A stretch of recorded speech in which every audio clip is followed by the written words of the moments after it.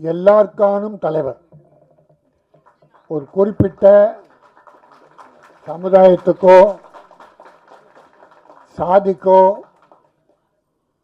ஒரு குறிப்பிட்ட சமுதாயத்துக்கோ சாதிக்கோ தலைவர் அல்ல.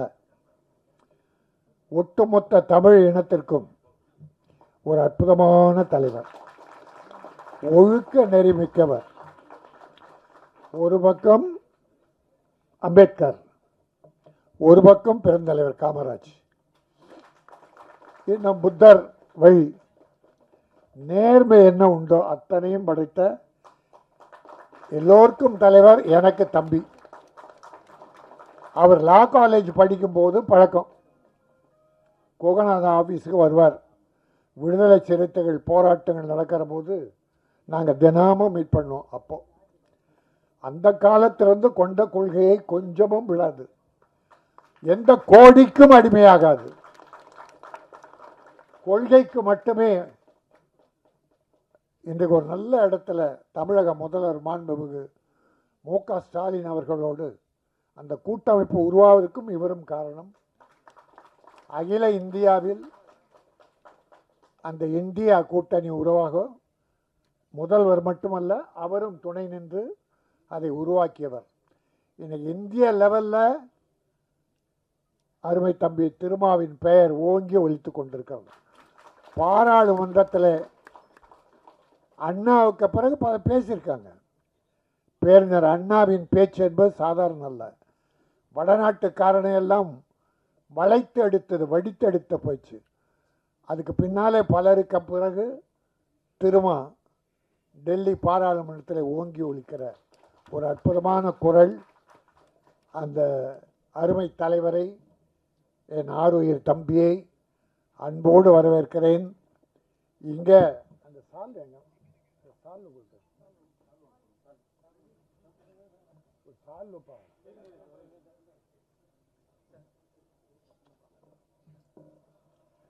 இந்த சால்வை நான் போட்டுக்கிறது இல்லை, அது தம்பி காரணம் தெரியும். ஏன்னா ஒரு தடவை அவர் பாராட்டு விழா, புத்தக வெளியீட்டு விழாவுக்கு என்னை கூப்பிட்டாங்க. அன்னைக்கு சண்டே. ஒரு 8 மணிக்கு தேடினா கதர் கைத்தறி துண்டு எதுவுமே கிடைக்கல. நான் என்ன பண்ணிட்டேன், ராஜஸ்தான் சூரத்தில் தயாரிக்கிறது இது, அது வடநாட்டுக்காரங்க நிறைய வாழ வைக்கிறாங்க. ஆனால் இங்கே இருக்கிற ஈரோடு, சேலம், தருமபுரி, செங்கல்பட்டு, அரக்கோணம் கைத்தறி தொழிலாளர்கள் ஏராளமாக இருக்காங்க. பல குடும்பம் வறுமையில் வாடுது.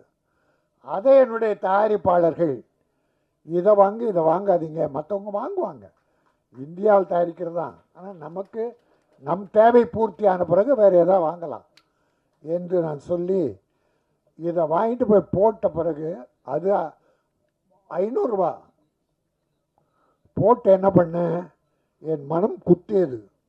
நாமே போட்டுக்கலாம், அதை தம்பிக்கு போடுறோம்னு 5000 ரூபா அவருக்கு ஃபைன் கட்டினேன். இதை நான் போட்டு இருக்கக்கூடாது, கிடைக்காதால போடுறேன், அதனால் 5000 ரூபா உங்கள் கட்சிக்கு நன்கொடையாக நான் ஃபைன் கட்டுறேன்னு அந்த விழாவில் கட்டினேன். இப்போ என்னடானா இதையே போடுறாங்க.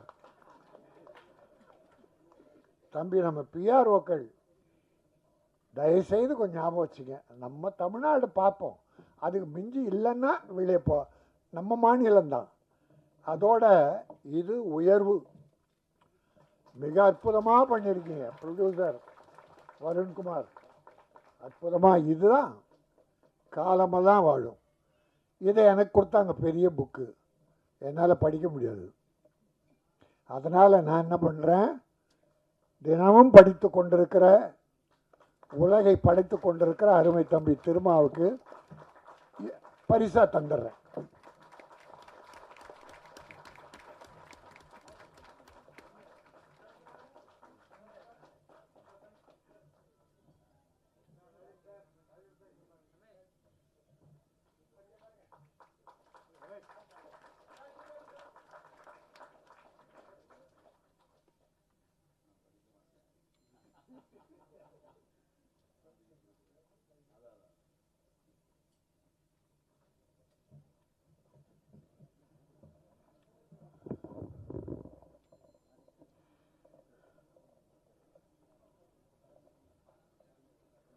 பிஎம் ஃபிலிம்ஸ் அருண்குமார் தயாரித்த குயிலி என்கிற ஒரு அற்புதமான படம், குடும்ப படம் மட்டுமல்ல, இது போராளி, ஒரு தாய் இந்த சமுதாயத்தில் எப்படி போராடுறா என்பதை ஒரு அற்புதமாக எடுத்து சொல்லியிருக்காரு டைரக்டர் அந்த முருகசாமி,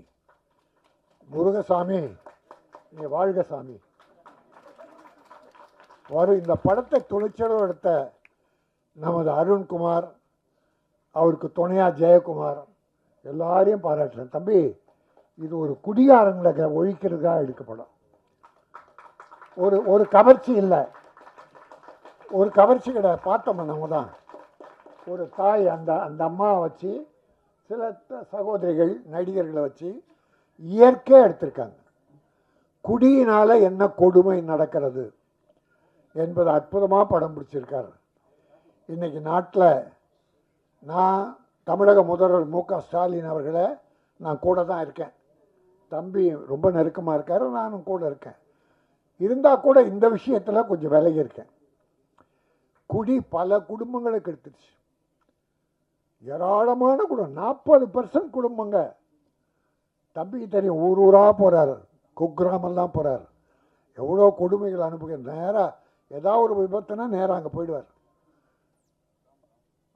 அந்த கொடுமையை குடியை நிறுத்தணும்.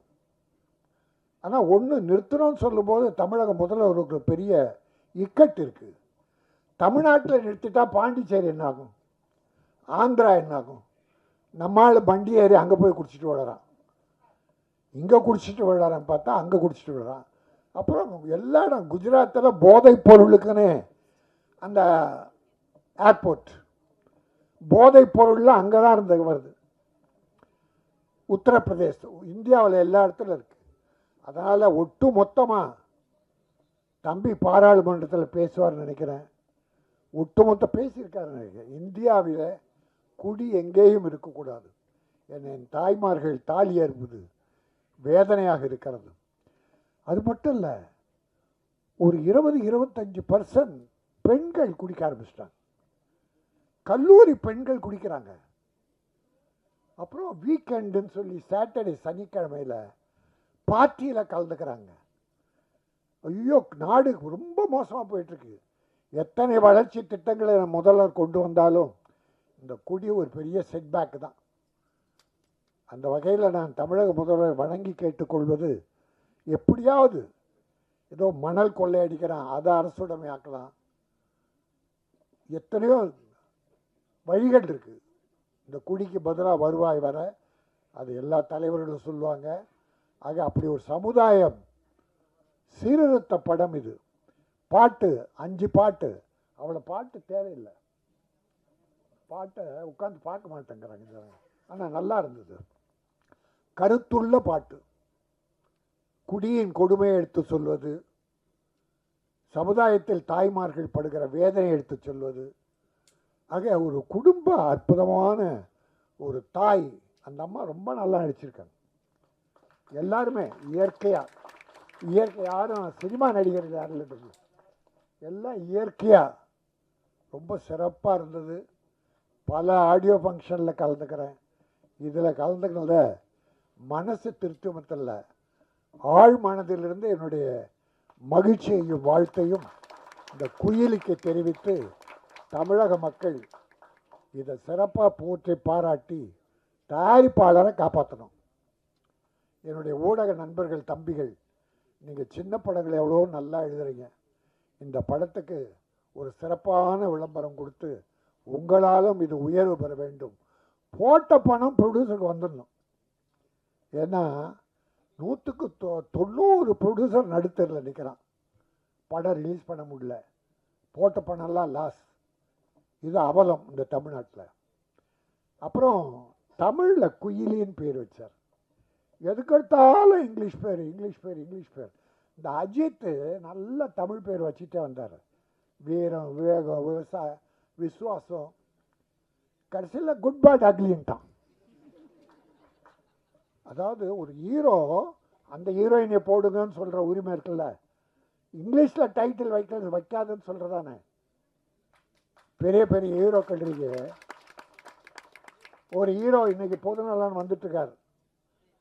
அவர் படம்லாம் பார்த்தீங்கன்னா சர்க்கார். என்ன சர்க்கார் தமிழில் பேர் கிடைக்காதா? எத்தனை படங்கள் ஆங்கில பெயர்கள்.